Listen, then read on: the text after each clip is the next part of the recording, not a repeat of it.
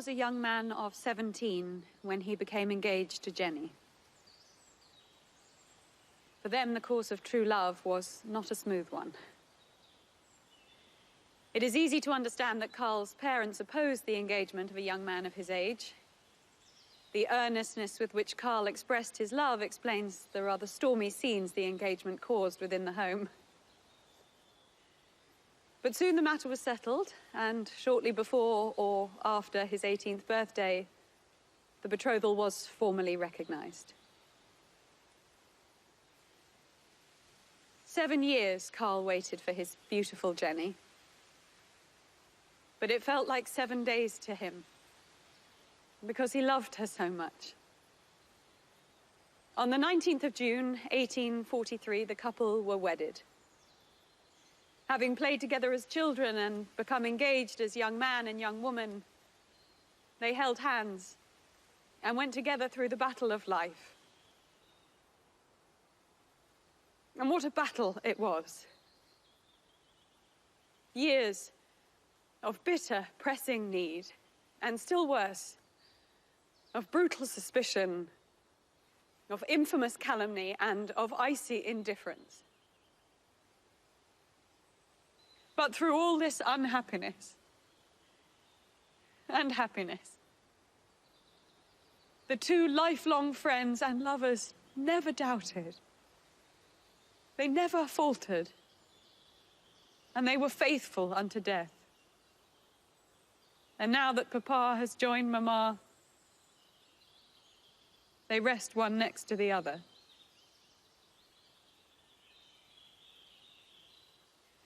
After the death of his wife, Papa undertook a long, sad journey to recover his health, for he always wanted to complete his work. He had with him a photograph of my mother on glass in a case, and one of my sister, Jenny. After his death, we found them in his breast pocket. And along with Helene, dearest Helene, who cared for Papa until the end, and Friedrich Engels, a friend of a lifetime. We have laid them in his coffin.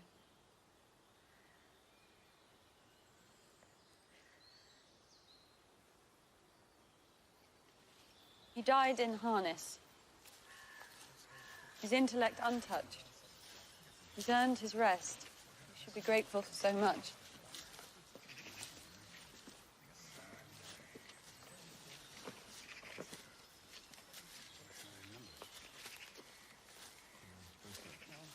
Dr. Aveling? Yes? I saw your last play. I loved it. That's very kind of you. Seems we have to celebrate your recent inclusion into our movement. Oh, there's not much to celebrate today, especially for the movement. No, not today. But tomorrow there will be more to celebrate. The future's on our side.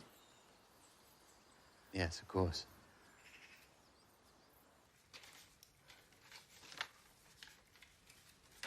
We're going to have to go through all the volumes, page by page. Some of the papers, speeches he gave at assemblies and conferences, he simply left them in the middle of whatever book he happened to be reading at the moment. We never finished the game. He was winning. I'll finish it with you tonight, and I'll let you win for once. I did beat your father sometimes, when he was tipsy.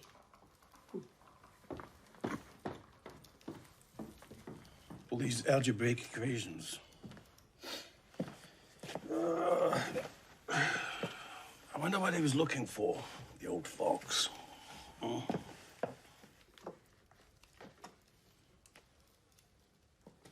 These are all our letters. And they're perfectly filed by date. So he could be tidy when he wanted to be. Paul Here are Laura's letters. You should take them to her. She might want to keep them. Sure.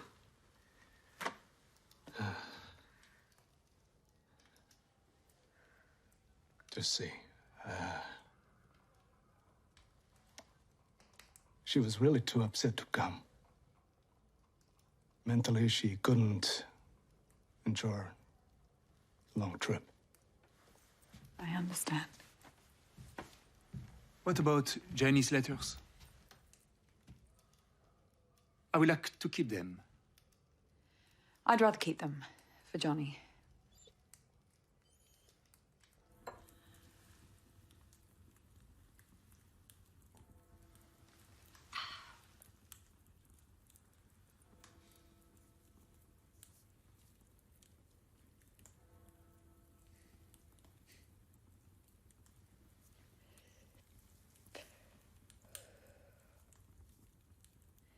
I'm glad Friedrich took the chair. I couldn't bear to see it empty.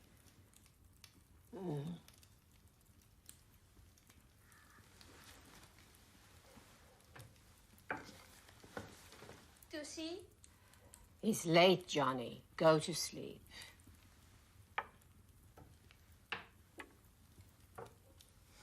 And Tussie? Don't go.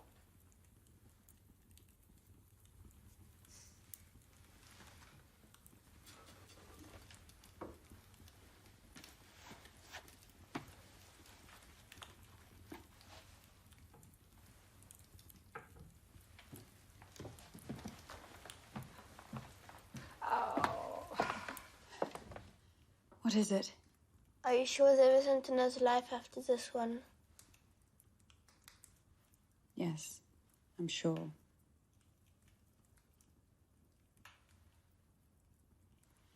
No, Johnny, you don't have to be sad. It makes the life we are living even more special. Because it's unique.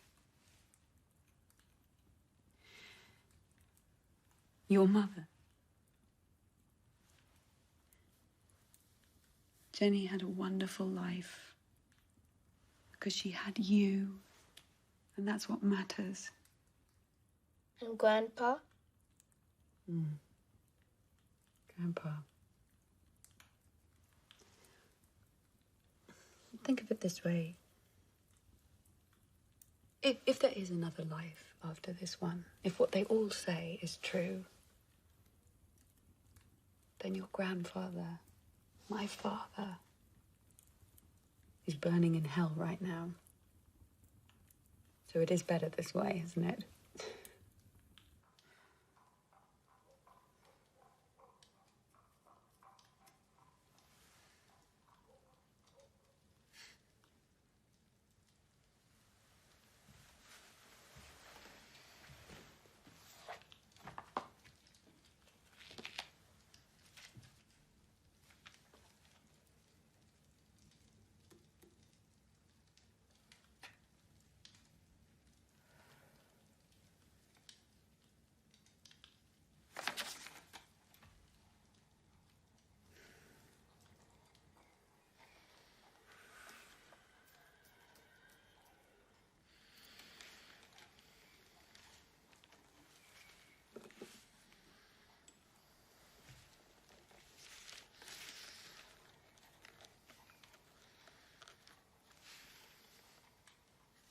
Speak gently. 'Tis better far to rule with love than with fear. Speak gently. Let no harsh words mar the good we can do here. Eleanor Marx.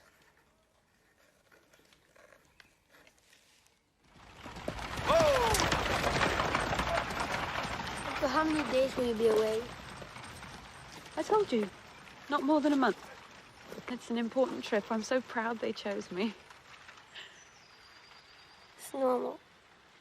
They always choose you. You'll have a nice time at Friedrich's. You'll have a big room and You'll be nearer to school. Helene will be with you.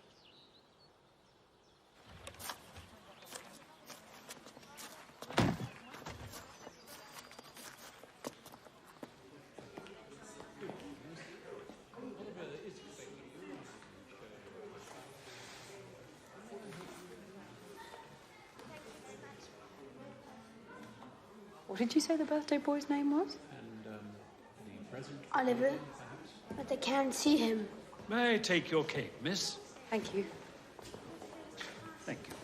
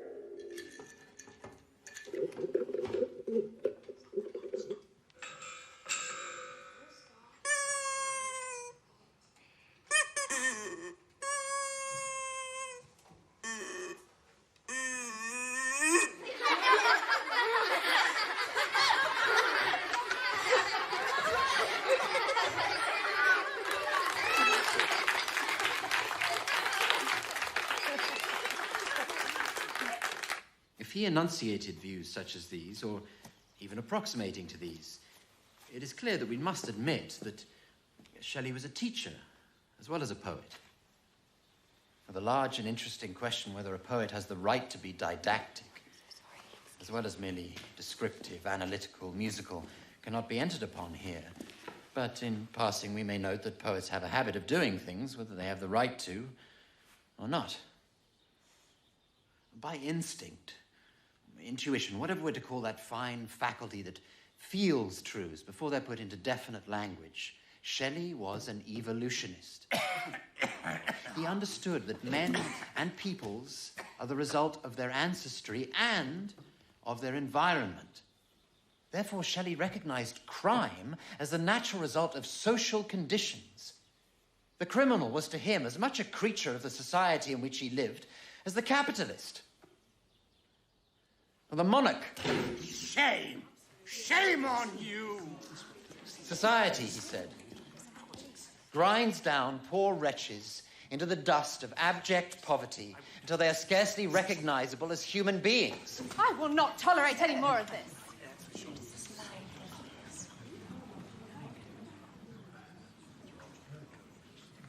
If Byron hadn't died at 36, he would have become a reactionary bourgeois. Should we walk? Yes. On the other hand, if Shelley hadn't died at 29, he would have become part of the advance guard of socialism. Well, you seem very certain. It's what my father thought. He said that Shelley was essentially a revolutionary. Papa said that Shelley was one of the few who really understood the meaning of the word freedom. The statement that England was a free country was to Shelley the merest nonsense. He wrote that the white shores of Albion are free no more. Why do people call you Tussie? I don't know. We all had nicknames when we were little, even my parents. Do you mind if I call you Eleanor?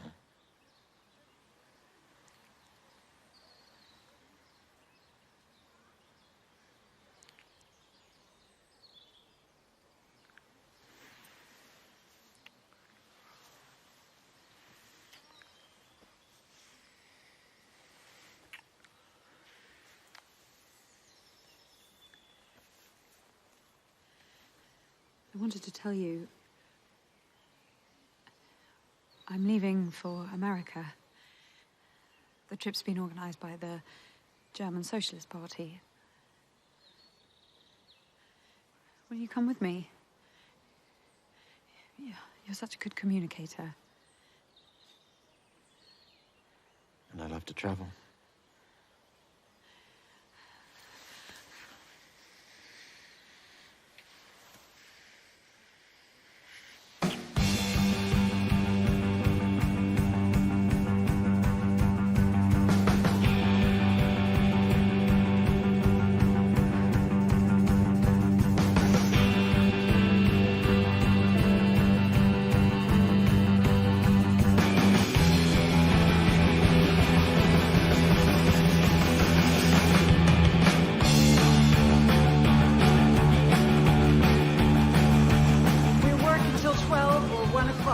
sometimes, sleep for a few hours, and then start working again. They're little children working at tailoring. Some are employed by the week. Some work by the piece. We work, eat, and sleep in these rooms together with our own children. They work at pulling threads out of coats at 1 or 2 cents per coat. The owners are so hard on them. They don't treat them like human beings. They treat them like slaves.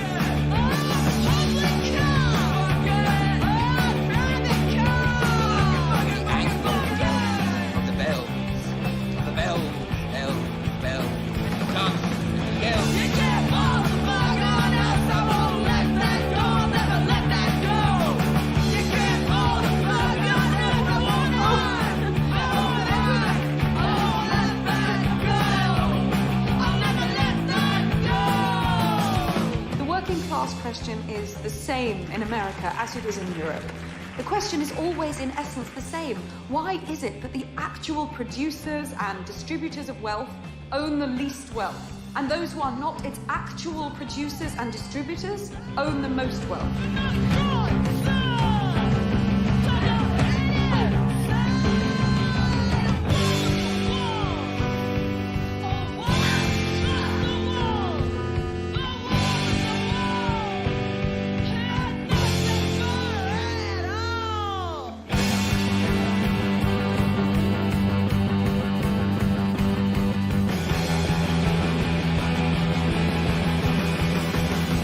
Some 6 to 8 months of the year, that's working time on the planes.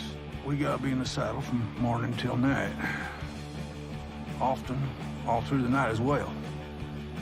I have been with a party when we were obliged to ride 200 miles before we got the cattle under. And all that time, not one of us took a moment's rest.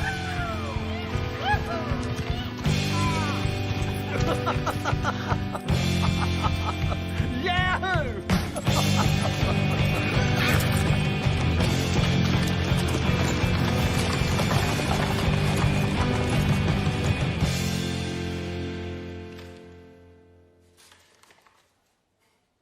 I can accept the restaurant costs.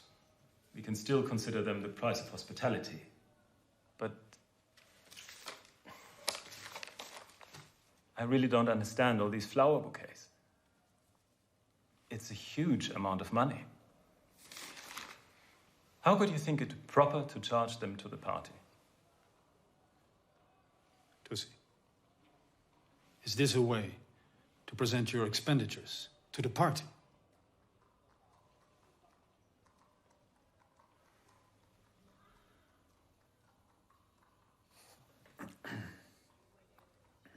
Tusi.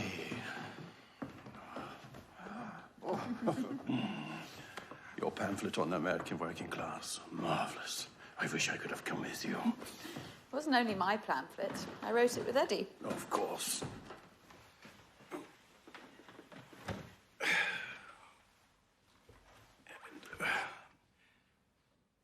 Tusi, you know that it's not the first time that Edward has had money trouble. The incident with the party during your trip was not the only one. He also had a problem when he was part of the secular society. I know. He has absolutely no sense of money. But he is wonderful, believe me. Of course, I believe you, Tusi. I always believe you.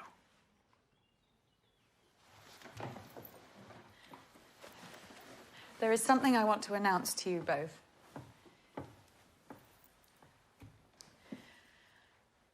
I've decided to live with Edward as his wife.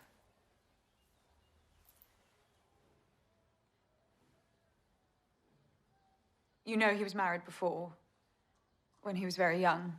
His wife won't divorce him. So I cannot be his wife legally. But it will be a true marriage for me. I know what you're thinking. You're thinking I'll lose a lot of friends, but not the real friends. For me, this is a risk worth taking. Friedrich, we've talked about it so many times. Marriage is such an obsolete institution.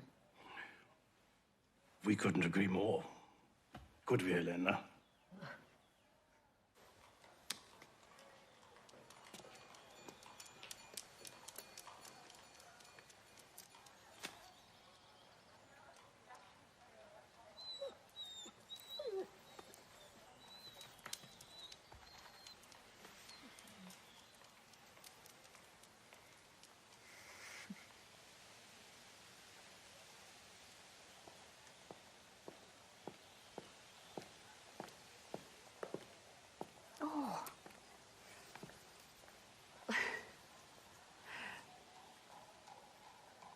We won't be gone for long.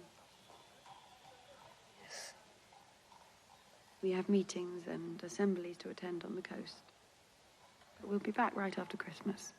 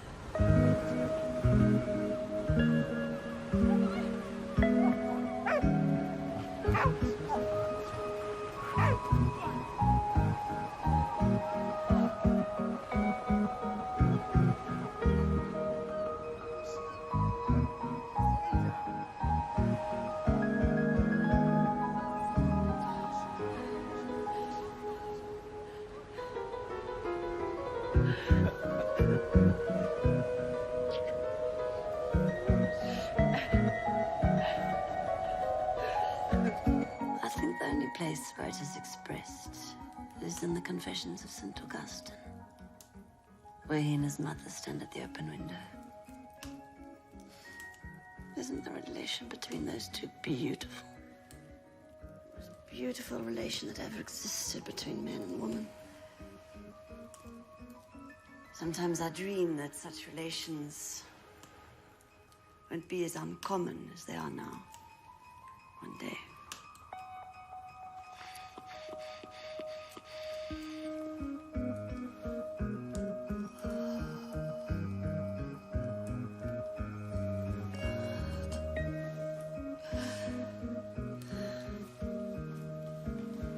Have some, Eleanor.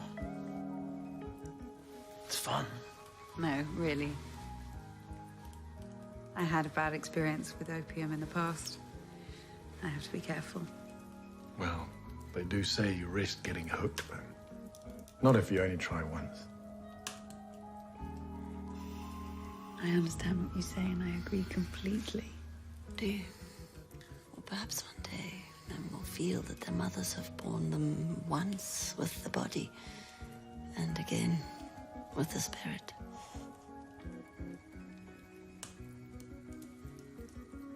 Are you planning on having children? It must be such a beautiful thing to have a child. More beautiful than writing a book. Being a mother must be... My mother.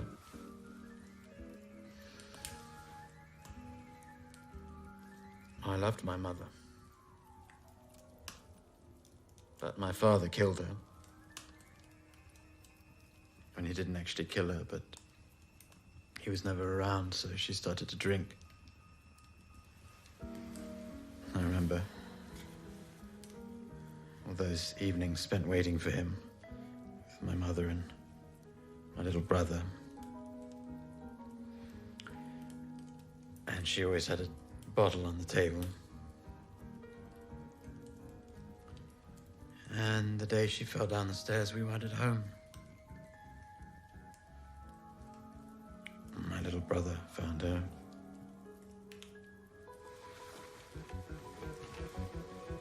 You shouldn't tell me.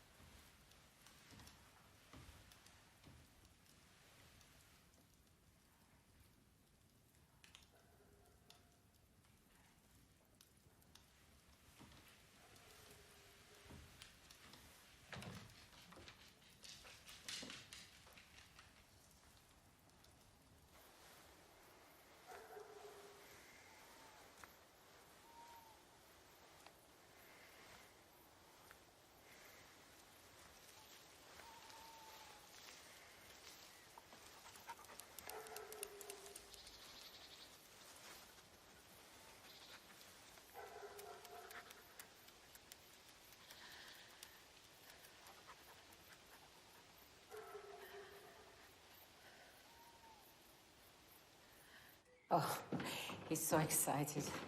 He's been waiting for you. Oh, to see.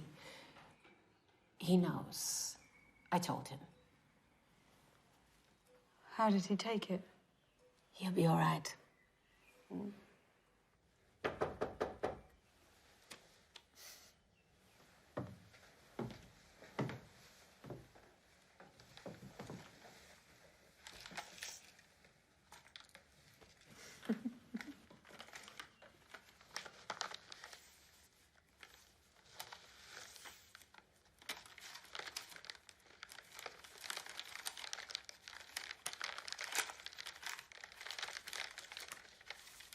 Look inside.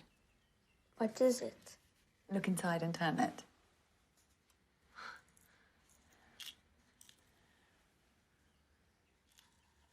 Helen and I would love to keep you with us.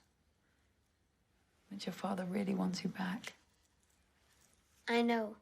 He would to me. But if you really don't like being at Argenteuil with all the others, you can come and stay with me and Edward whenever you want. I like staying with you. I don't like Edward.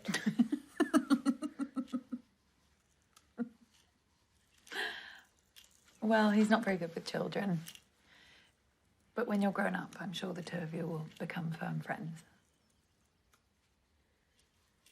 And to see, I understand why you can't keep me with you. It's fine. Don't want you to get cold, do we? Freddie! Oh, Eleanor. It's so good to see you. It's been so long.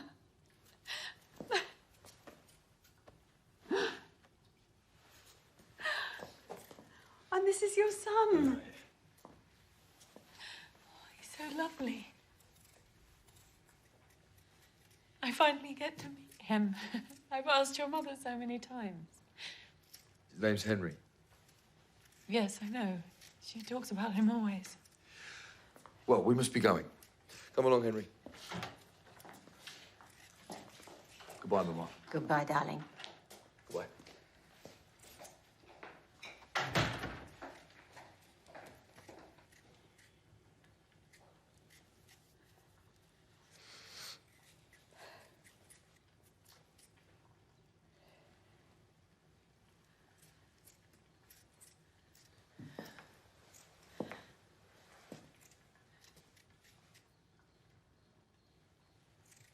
So Engels lets his own son in and out through the back kitchen door. He doesn't even come down to see him. Why do you let him do that? It goes against everything that we fought for. Don't say that. Friedrich has done so much for us.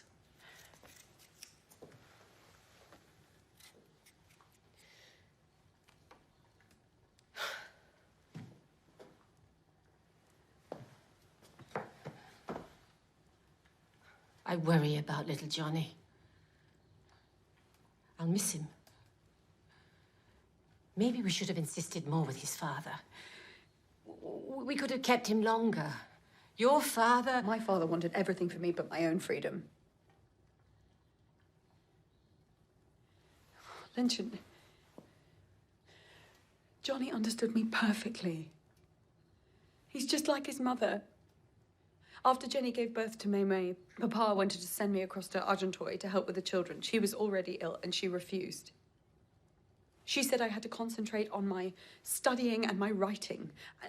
She told me not to make the same mistake she did with marriage and children, but that I had to concentrate on my work. Yes, but Tussie, your father wanted Johnny to stay with us in England. I have spent my whole life caring for other people. My father, my mother, my sister's children. Now it's my turn to live. Do you see?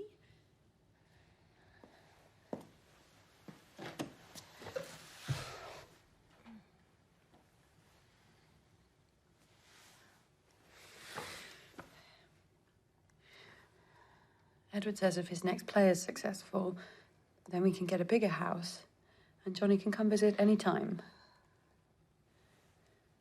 He says our house is too small for the three of us.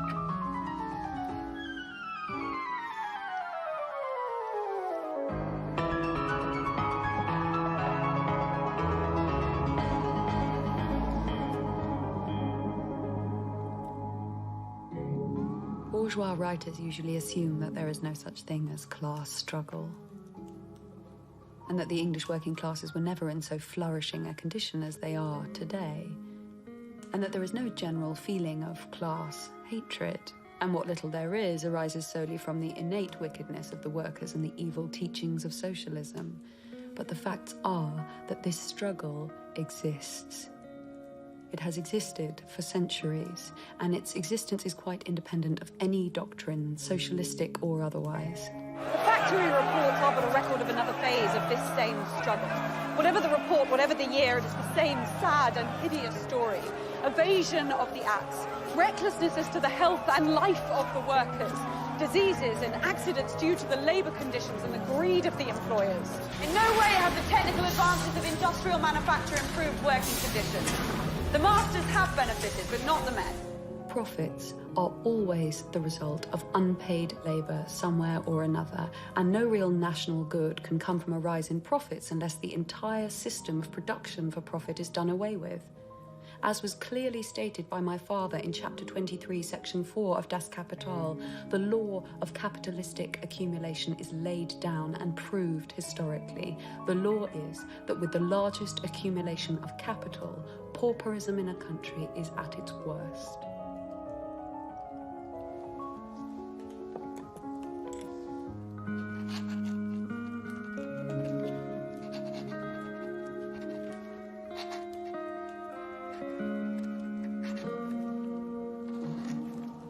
They're making you pay the cost of the recession out of your own salaries. We have to make them spare their money in other ways, not by taking it away from the workers. Yeah, we still have to discuss the accident. Oh, yes, the poor man. He had 4 children, didn't he? He did. 2 girls and 2 boys. Well, the greatest number of accidents happened because of the lack of fencing around the machinery, and also because of the anxiety, the understandable anxiety for the workers to get the work done. Now, when the work is piecework, that anxiety is all the greater. As I understand it, the loss of a moment is important to you, is it not? Well, if we're to maintain productivity, then yes. And it happened on Saturday? Yeah, he was leaving work at about 4 p.m. Workers are allowed to leave early on a Saturday if the machinery's been cleaned. So it'd be interesting to compile the figures for the number of accidents that happen on a Saturday, when the workers are most eager to get home. And we're very far from having workers who delight in their own labor in this merciless age. Now, I've compiled a table of accidents for the year ending 1883, and in that year, fatal accidents numbered 403, and amputations came to 1,337. It's like that every day. They hustle like beasts, not men. And all this to earn at best 3pence, 4pence an hour. Struggling, but that's serious. The authorities had to remove the iron palings. The weaker men were getting impaled and crushed. Is that when they brought the police in? To form a line and make it a little bit more safer than around Cleveland anyway.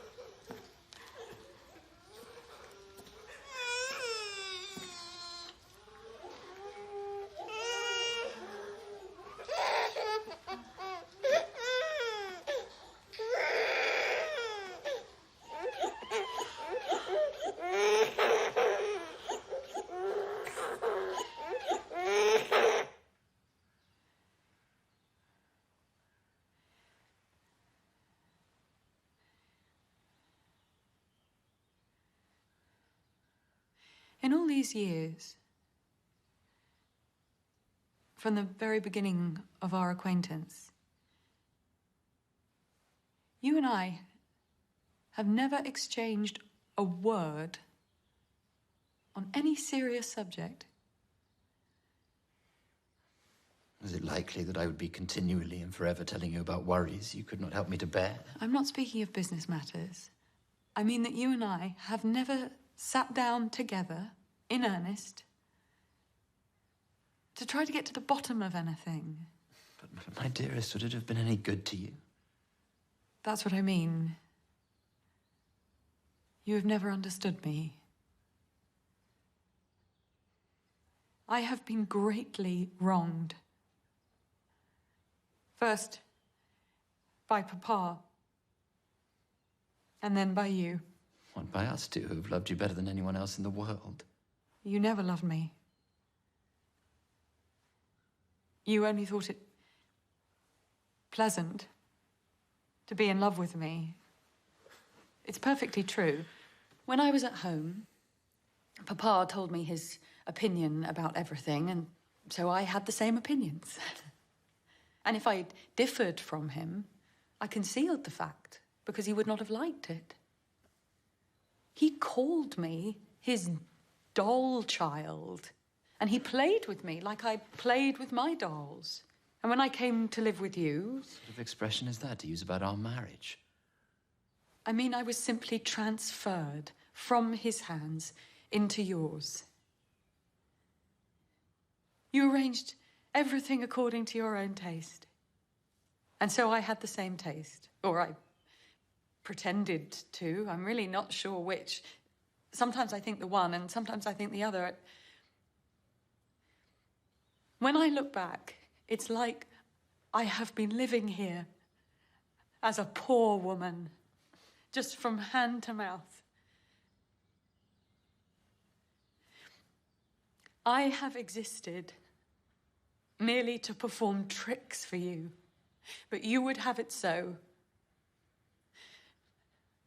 You and Papa have committed a great sin against me, and it is your fault that I have made nothing of my life. How unreasonable and ungrateful you are. Have you not been happy with me? No. No, I've never been happy. I thought I was, but it was never really so.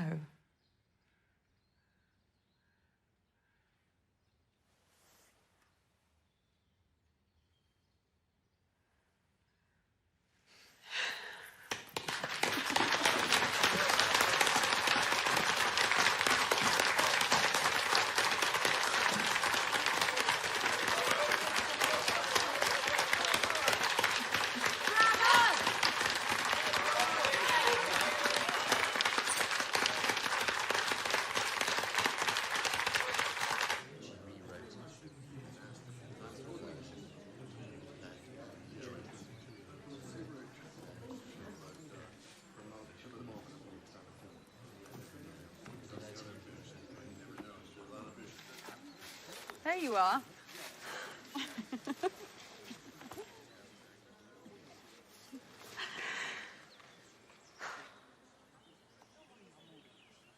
Are you all right? Yes, of course. It was wonderful. The text is incredible. And your translation... just... it made me think of me and Havelock. I've been having such a sad feeling lately. That he just doesn't like me. That the one thing he wants from me is for me to be someone else. And not Olive Schreiner. But that's nonsense. He adores you. He admires you. You do so many things. And I've not been able to finish a book for years now. If I could just find a quiet spot, a place where I could write. Eleanor, I was telling William about your pamphlet on the doll's house. It's a sort of satire in which the play ends the other way round, where he leaves her. Very funny. The title is A Doll's House Repaired. In the repaired version, the roles are simply inverted and the bourgeois audience is reassured. Have you read it? Not yet, no. Well, you should. It's very good. This is Miss Olive Schreiner, the famous South African writer and activist. How'd you do? Delighted. Oh, Eleanor, I loved your adaptation. It was brilliant. The British audience, of course, is not ready for this. Like, they weren't ready for your translation of Madame Bovary, but then it did have its political effect. A Doll's House repaired could have ended like Madame Bovary with Nora's suicide. You should have thought about that. What do you mean? Well, instead of leaving him, Nora could have killed herself. The romantic version that everybody would have preferred. I don't think that's funny.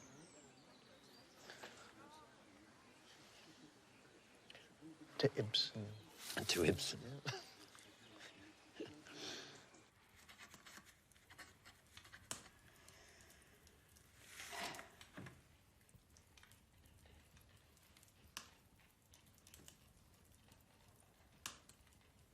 We have to reduce spending, Edward.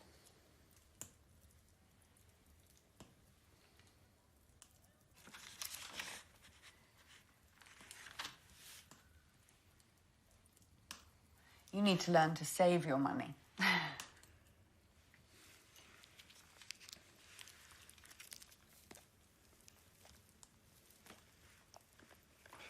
You know, you really shouldn't smoke so much. The doctor's...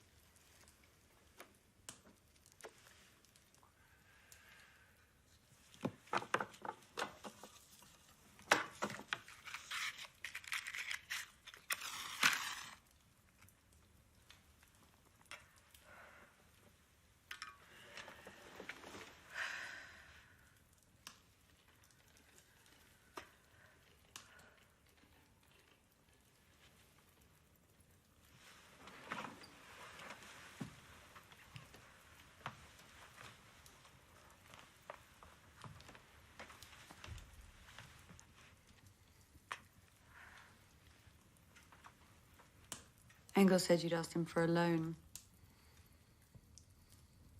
Please don't borrow any more money.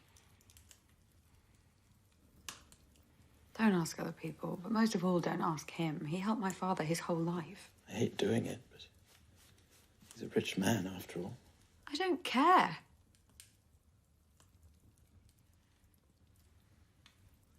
I would prefer not to accept any more help from him. The one Engels should really help is his son. He's never lifted a finger for Freddie. But then he was the maid's child, so nobody cared about him, isn't that right? But Freddie and Helen would never have accepted his help. They're much too proud. They're much prouder than you. I'm sorry. I don't know why I said that. Of course, my darling, don't worry.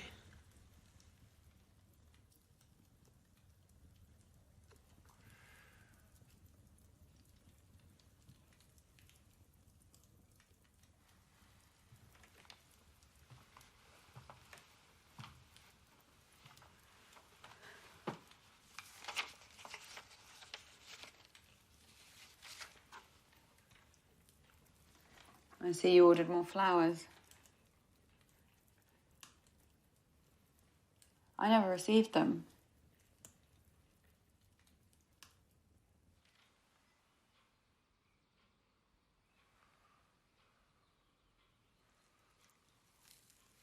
I, Friedrich Engels of 122 Regent's Park Road, London, hereby declare that Frederick de Motte, the only son of my deceased friend Helena de Motte, is not my son. Though in the past I have led others to believe this, I am not the above-said Frederick's father. Signed and declared in the presence of witnesses on the day and year first above written.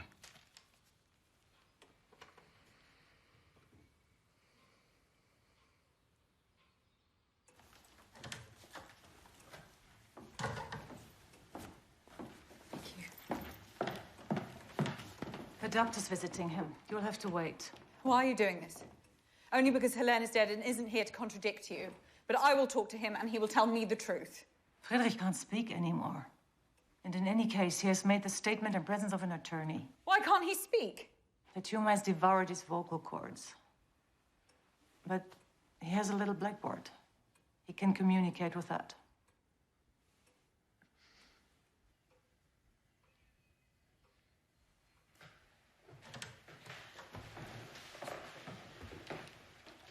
You may come in now.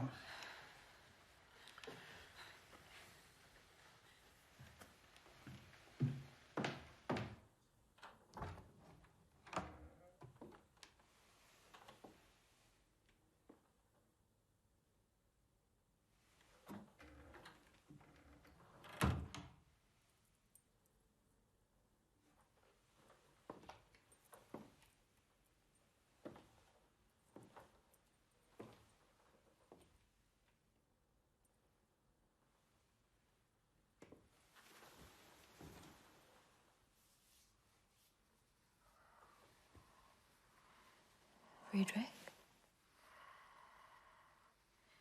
Is what they're saying true?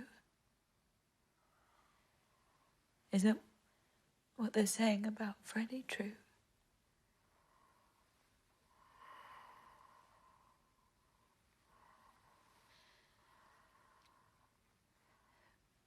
Then who is his father, if it isn't you?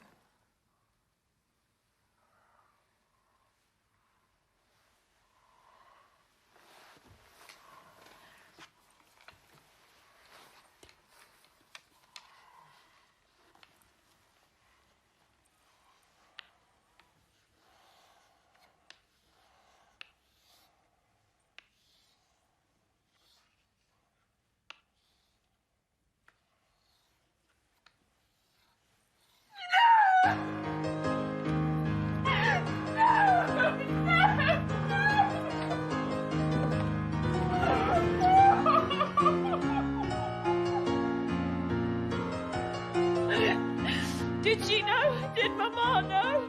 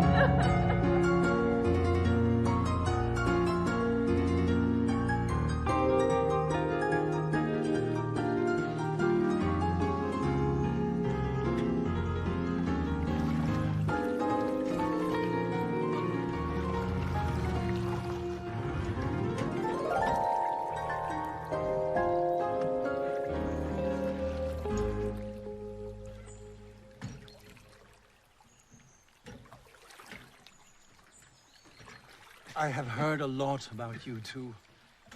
Eleanor, Laura, your dear sister Jenny.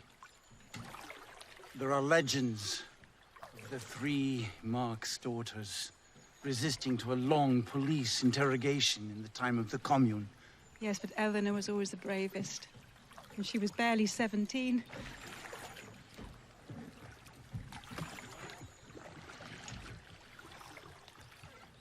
We found a house in the country, finally.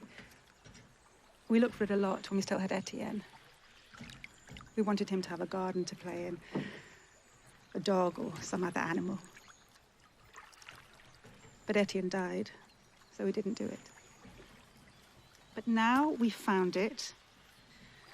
They're selling it in a public auction. With the money Engels left, we should be able to afford it. It's in Trevet, Saint-Ouen. It's in ruins, it needs a lot of work, but it has 30 rooms, additional buildings, an orange tree patch, and a garden that goes all the way to the forest in Senart. We should stop here.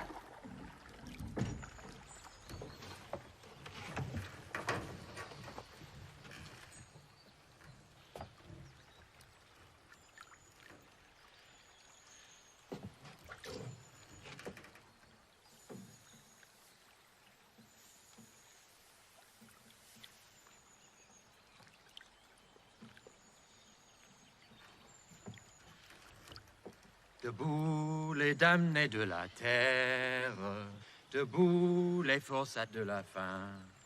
La raison tombe dans son cratère, c'est l'éruption de la femme. Du passé, faisons table rase, vous l'esclave, debout, debout. Le monde va changer de base, nous ne sommes rien, soyons tout. C'est la lutte finale, groupons-nous et demain, l'international sera le genre humain. C'est la lutte finale, groupons-nous et demain, l'international sera le genre humain. C'est la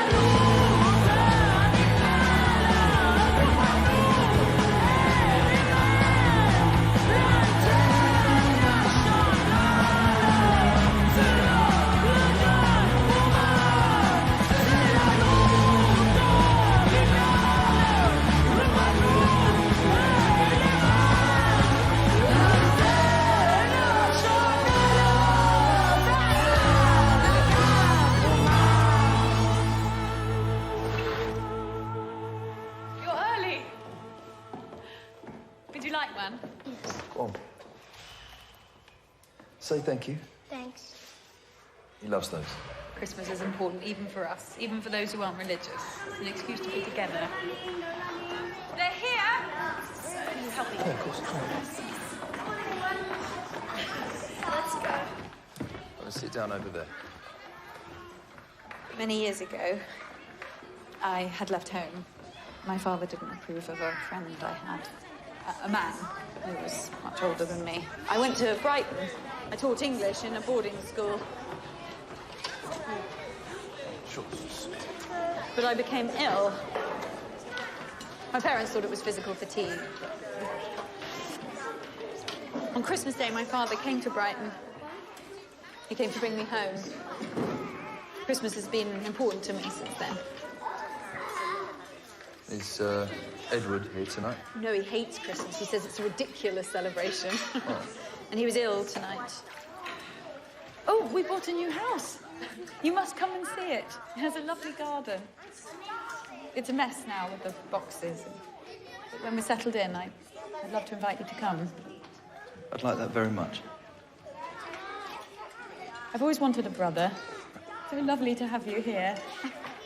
You're such a good person. Oh, you're getting happier every year. Oh, that's the perfect place. Done. All right, go next. Oh, no, you like it. Quite right, too. Yes, don't want everything too But do retreat.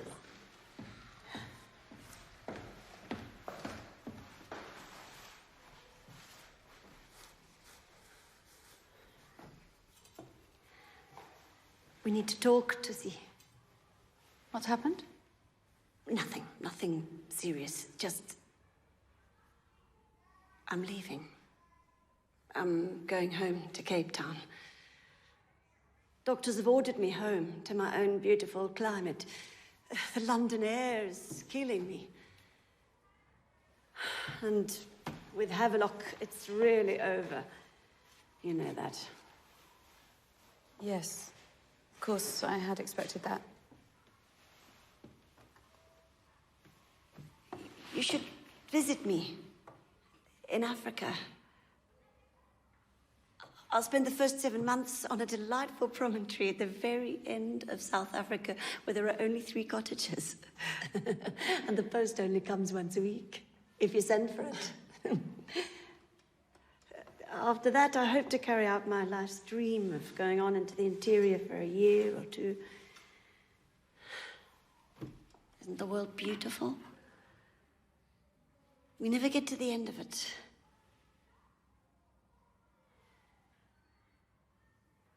Oh, Tussie.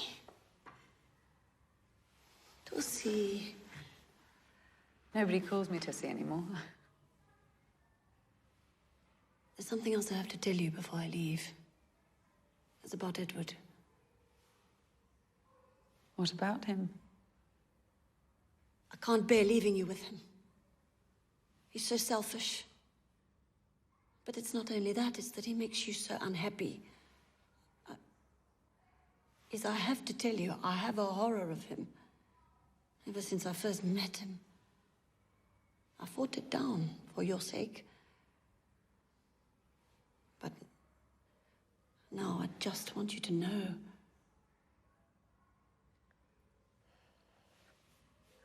I love him very much, Holly. I know you two never got along, but I would ask you to please respect that.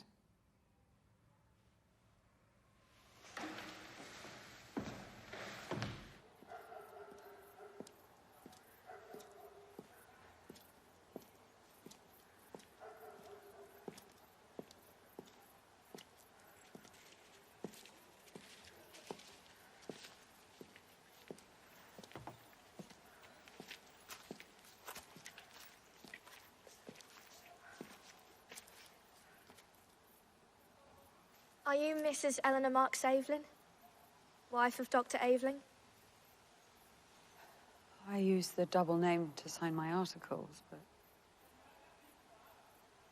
Technically, no, I'm not his wife. We never got married. Of course. You can't be. Because I am his wife.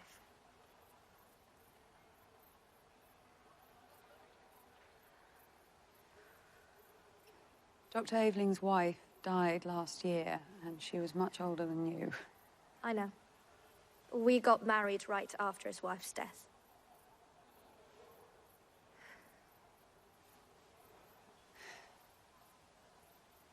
But why aren't you living together? If you're husband and wife, why is he still living with me?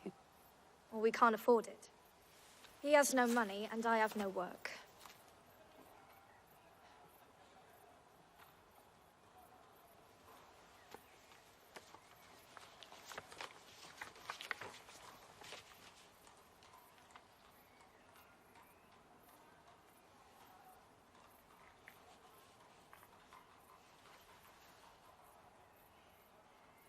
What do you want from me?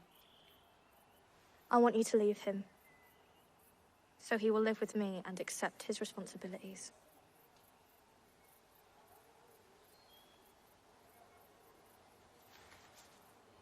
This certifies that you're married to Alec Nelson.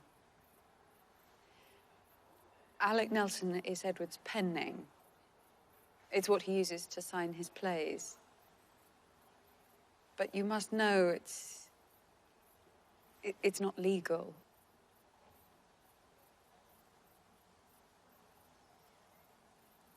He's played a trick on you. Sorry. Merry Christmas.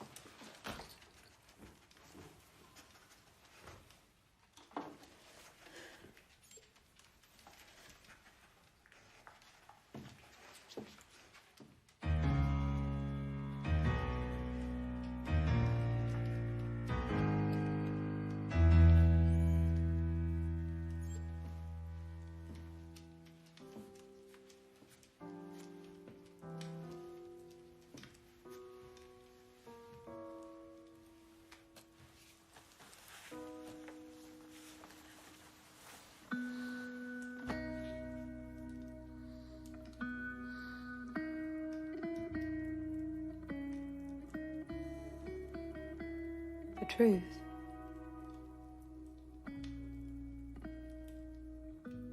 Not fully recognized even by those anxious to do good to women,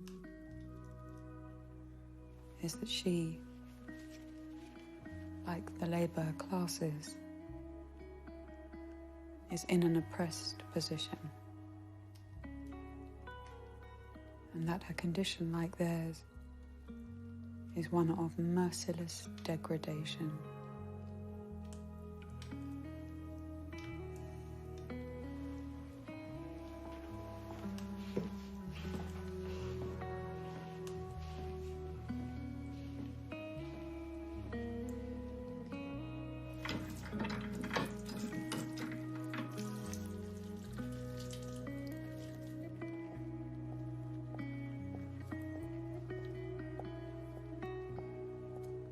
Women are the creatures of an organized tyranny of men. Just as the workers are the creatures of an organized tyranny of idlers, women have been expropriated as to their rights as human beings, just as the laborers were expropriated as to their rights as producers. The method in each case is the only one that makes expropriation at any time and under any circumstances possible. The method is force.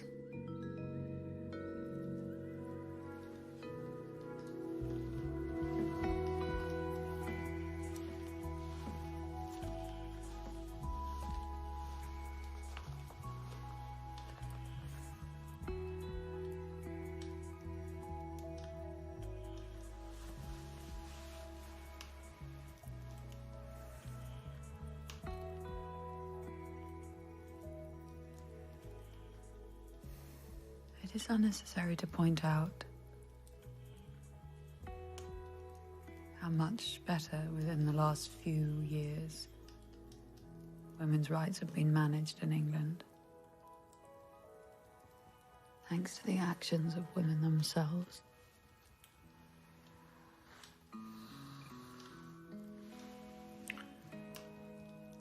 But it is necessary instead to remind you that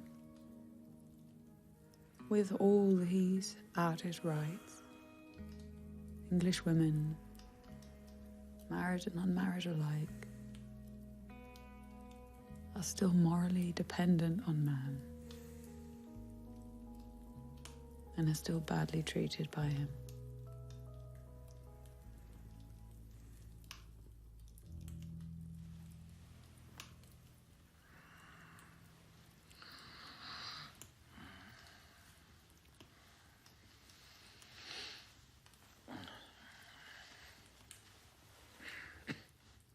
What is it that we as socialists desire for women? What is it that we expect? What is that of whose coming we feel as assured as the rising of tomorrow's sun? In the socialistic working society, as was predicted by my father, clearly there will be equality for all without distinction of sex. Thus, women will be independent. Her education and all other opportunities will be equal to that of a man. Like him, she, if in sound mind and body, will have to give her 1, 2, or 3 hours of social labor to supply the wants of the community and therefore herself. Thereafter, she will be free for art, science, writing, teaching, or amusements in any form. Whether monogamy or polygamy will obtain in the socialistic state is a detail on which one can only speak as an individual. Personally, I believe that monogamy will gain the day. There are approximately equal numbers of men and women, and the highest ideal seems to be the complete, lasting blending of two human lives. This ideal, almost never attainable today, requires at least 4 things: love, respect, intellectual likeness, and a command for the necessities of life. In the socialistic working society, prostitution will have vanished, along with the economic conditions that made it and make it, even at this time, an economic necessity. Woman will no longer be man's slave, but his equal. The contract between a man and a woman will be of a purely private nature, with no need for intervention from any public functionary. For divorce, there will be no need, nor will there be this hideous disguise, this constant lying that makes the domestic life of almost all English homes an organized hypocrisy. Man and woman will find in the heart of the other that which is in the eyes, their own image.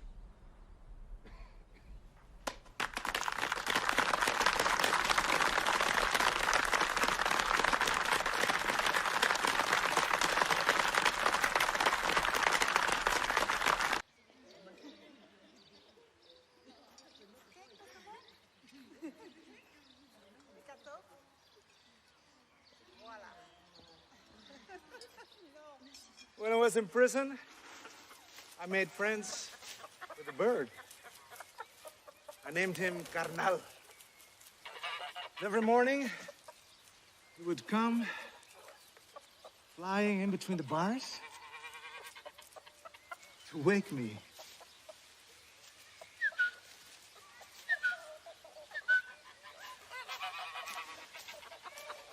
They remind me of him. Ariane, Brunhilde, Clotilde. The goose is Carlos. He's a rebel, like you. Yeah.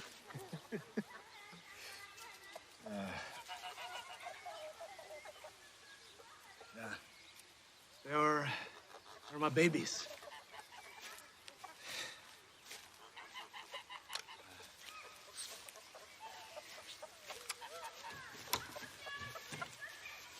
I've been studying a lot of mathematics lately, and I was wondering if you still remember your father studying algebra to build new models for his economic analysis. Yes, but that was for practical use, for the third book of the Capital. Yeah, doesn't matter. I don't understand why you've completely abandoned the practical aspects of our study. Because it's over. The time for political practice, for us, is over. Oh, what are you talking about? There are still so many battles to be fought. Laura! Laura! You still have some cake left for us? Yes! Let's go eat some cake. And then he started going on about the goose, and how it was lonely and needs a friend. Well, it may be lonely, don't you think? Oh, Paul. What a boy he was. A hero of the commune. What's become of him? So glad Papa couldn't see this. He's given up on everything.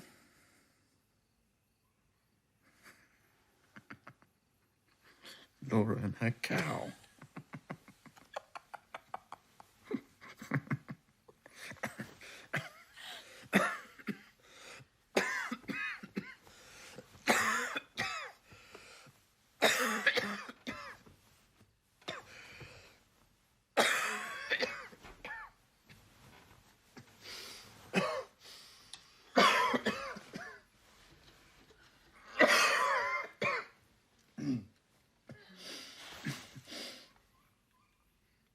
The doctor told you to stop with the cigars. I seriously doubt he would approve of you smoking opium.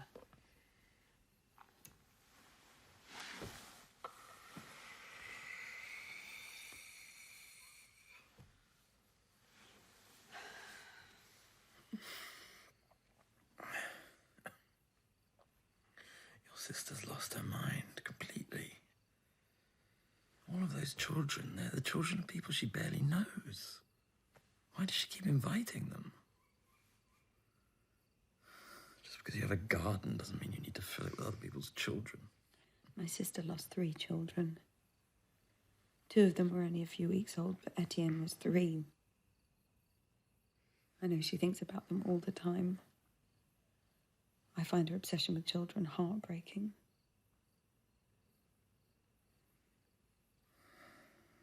I was joking, I'm sorry.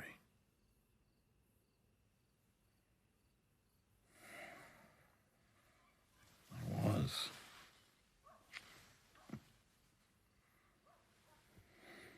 I saw so little of him this year.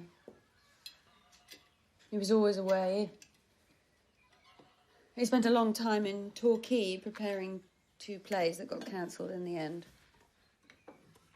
And he sees other women. Of course, as usual.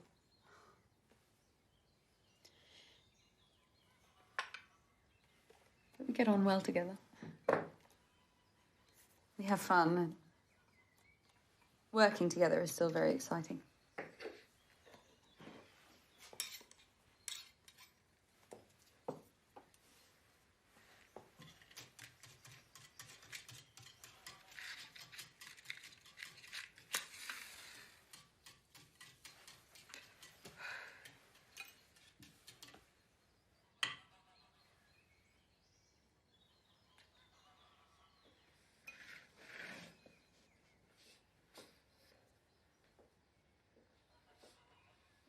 Laura, did Eddie ask you or Paul to lend him money?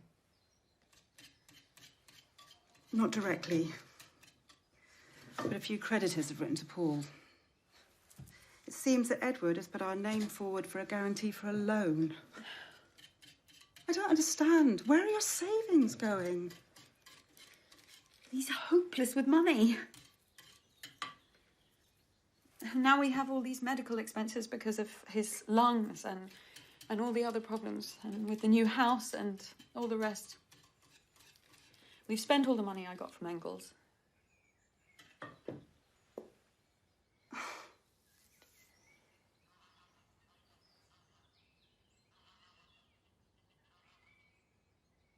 He doesn't worry.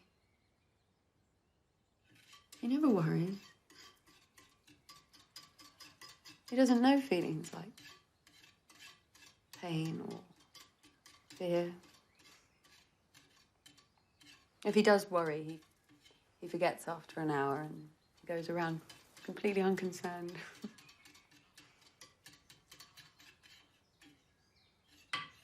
He's like a child.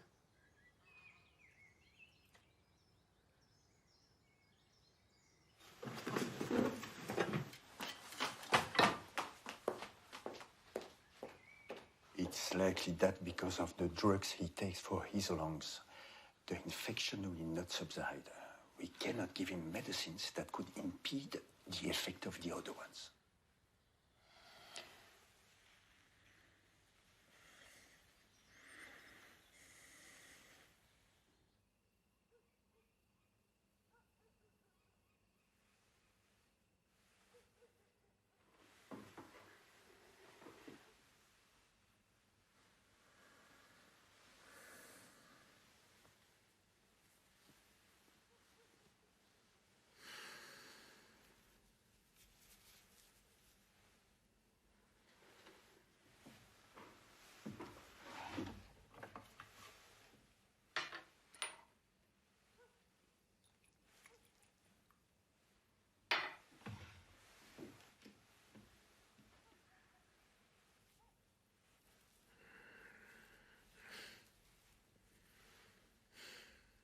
So pretty.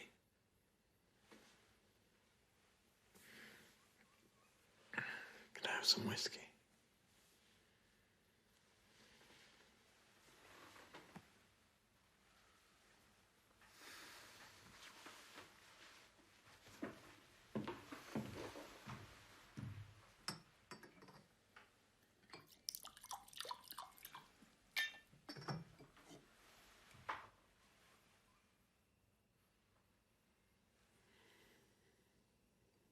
Do you still love me?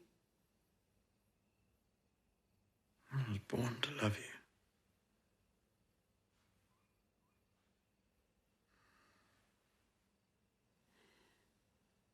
Why do you lie to me all the time?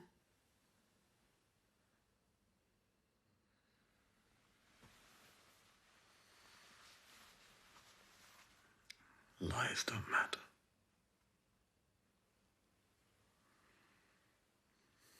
You're the light and the blessing of my life.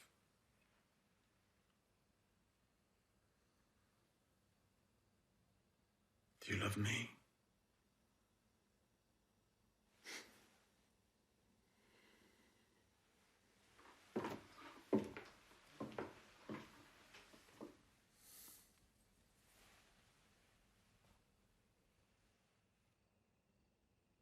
You have to stop hurting me.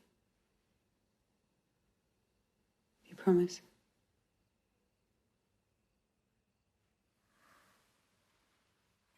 Yes, I promise.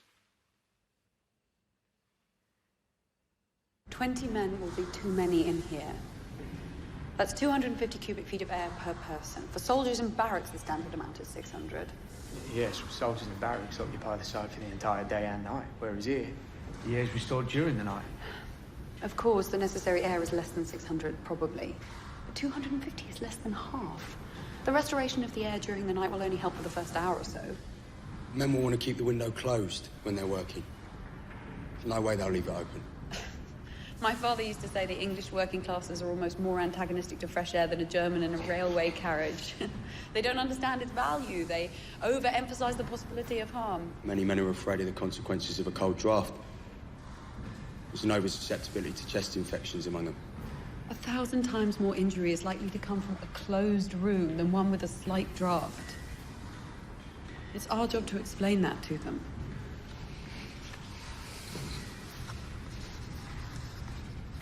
And you have to remind them that children are not allowed to work unless they completed Standard 3. It was one of the main battles we fought, and we won. This means they'll have to be at least 10 years old. It's absurd. The men will never have it. Michael, please. But why don't you tell her that we need our children's salaries, eh? We're happy when they work. Michael, this is unacceptable. Not having it. Enough.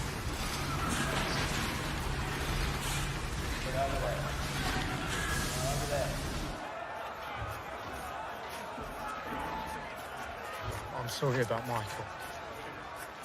He's under a lot of strain. I'm only trying to help.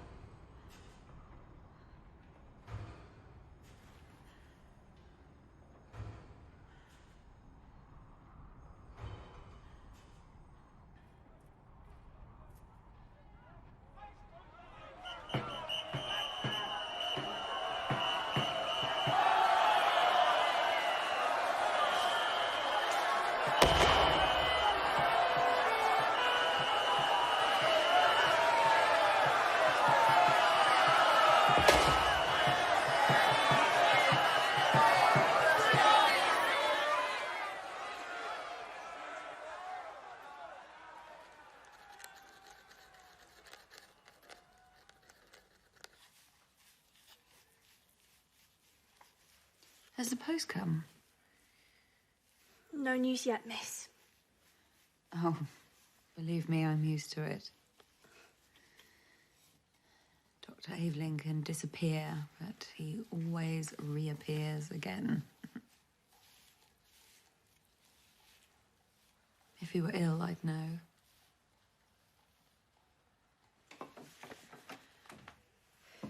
It'll be good for him to spend some time at the coast.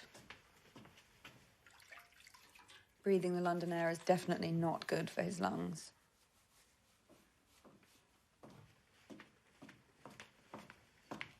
You can go, Gertie.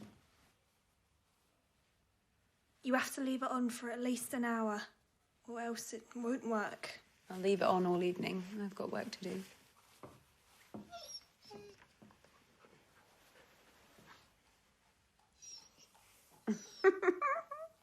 He's got light hair, too.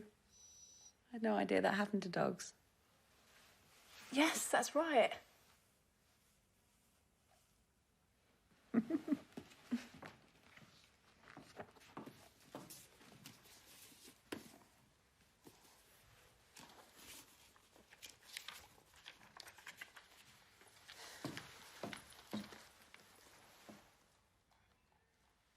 Have a nice evening.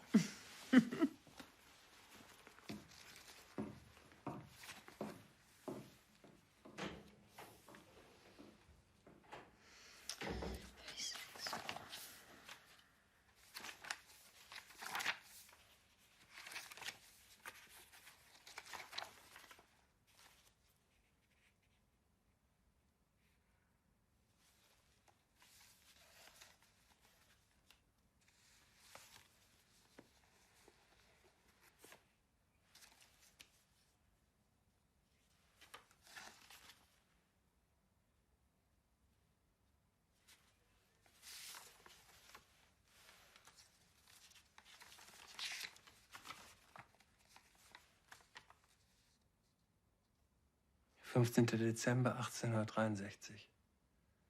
Liebe gute Herzens-Jenny, gerade sind es 8 Tage, dass ich hier in Trier angekommen bin. Wenn ich dir jetzt erst schreibe, geschah es nicht aus Vergesslichkeit. Umgekehrt. Ich bin täglich zum alten westfälischen Haus in der Römerstraße gewallfahrtet, das mich mehr interessiert hat als alle römischen Altertümer, weil es mich an die glücklichste Jugendzeit erinnert und einst meinen besten Schatz barg.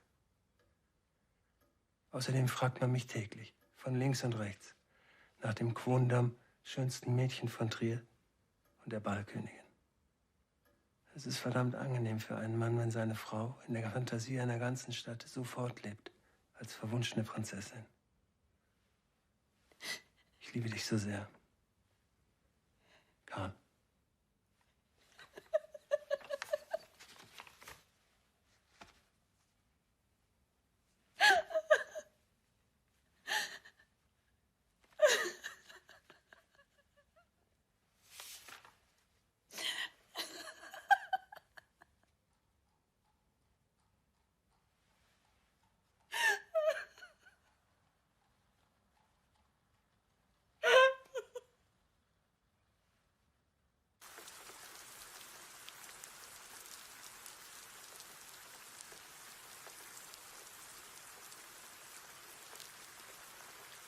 What they wanted. To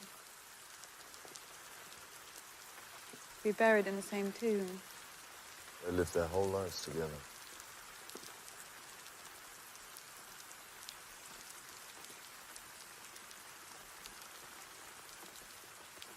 Was my mother not jealous? How did they carry on after what happened?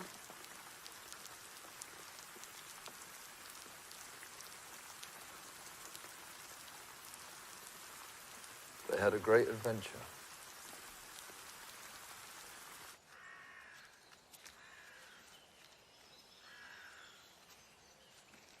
I spoke to our solicitor yesterday. We have so many debts. Edward spent so much money lately. He keeps asking people and signing papers. I can't even scold him because he's disappeared again. What do you mean he's disappeared? He went to the coast to get some fresh air about 2 months ago. I haven't heard from him since. Of course, I'm used to it, but he's never been gone this long before. He did promise me that...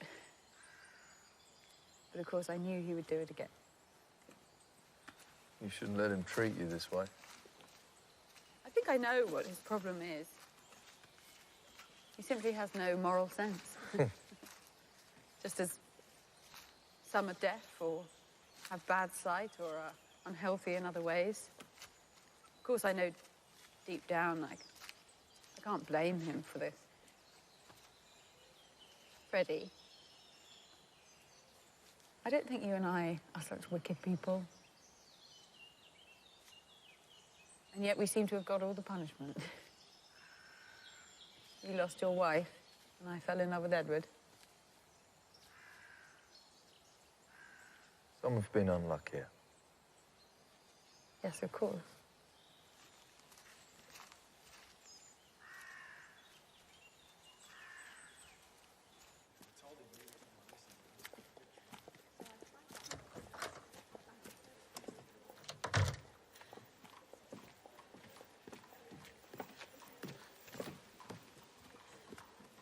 Dr. Aveling is back.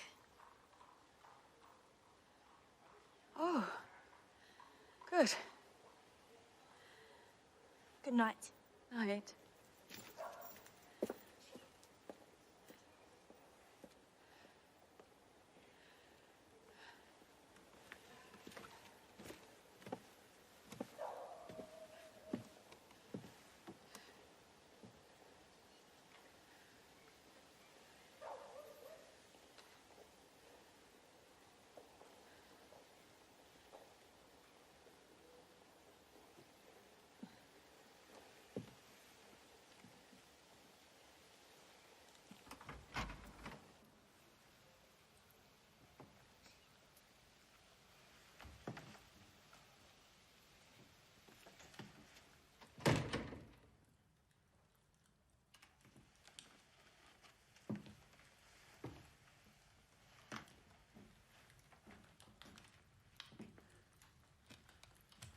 Hello, my darling.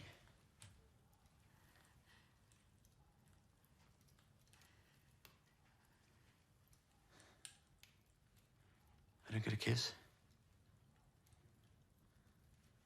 You don't ask me how I feel. I thought you were dead. Well, I am pretty ill. That's why I didn't write. I didn't want to worry you.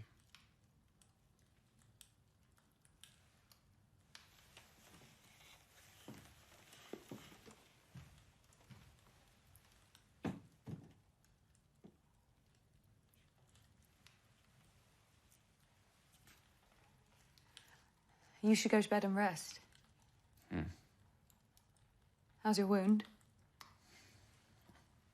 Hurts like hell.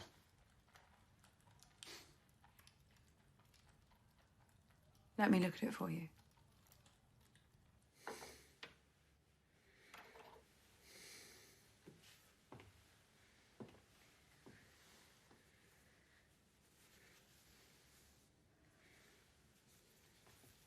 Ready?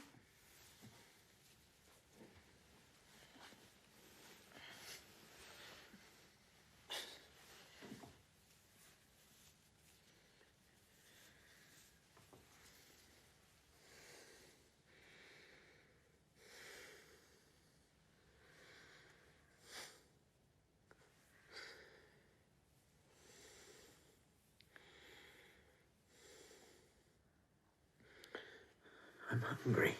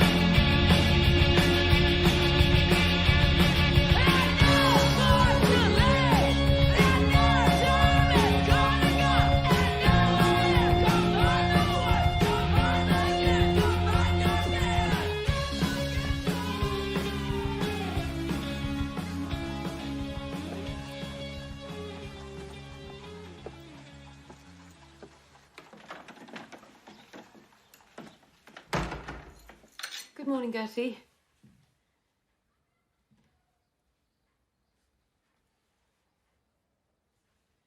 Edward was feeling much better this morning. He went into town. He had an appointment.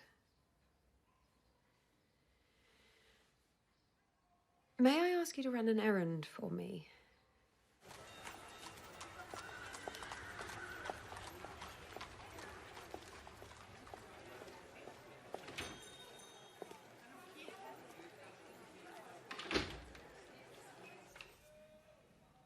What is this for? It's for the dog. He's old and very ill. All right. I'll need a signature of a doctor. Dr. Aveling will have to sign a book of poisons.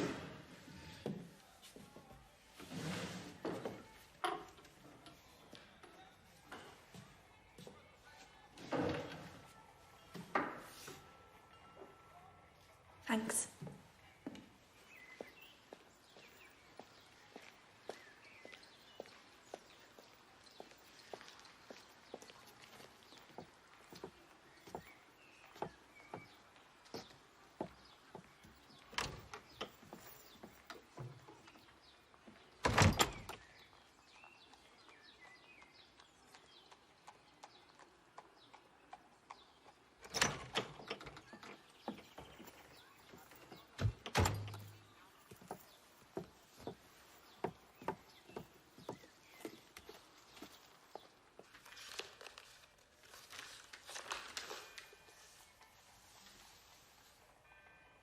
She said she'd come by later to pay.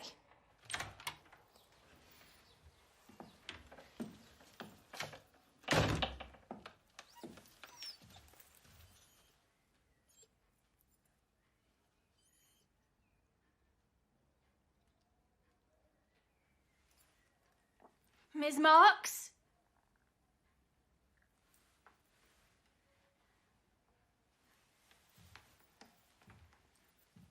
Ms. Marx? Your favorite virtue?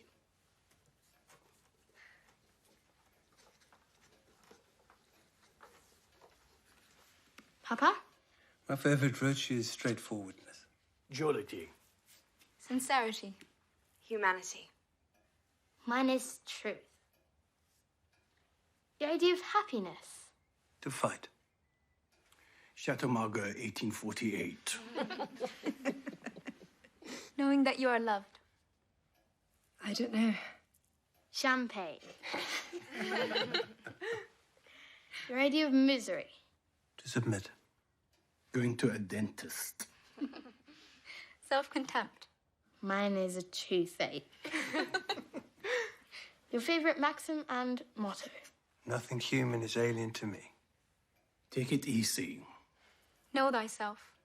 All for one and one for all. Mine is go ahead.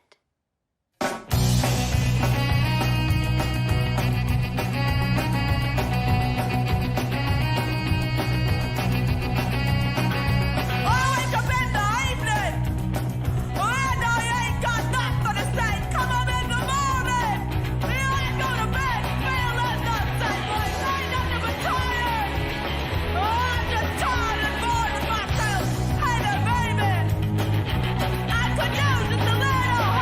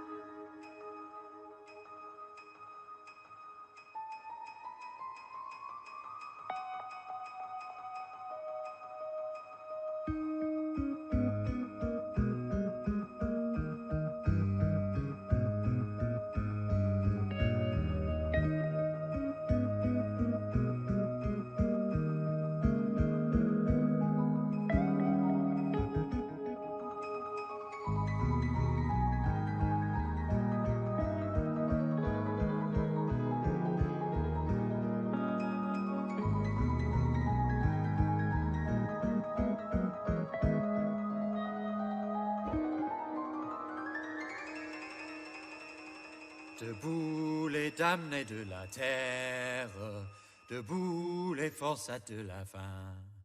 La raison tombe dans son cratère, c'est l'éruption de la faim.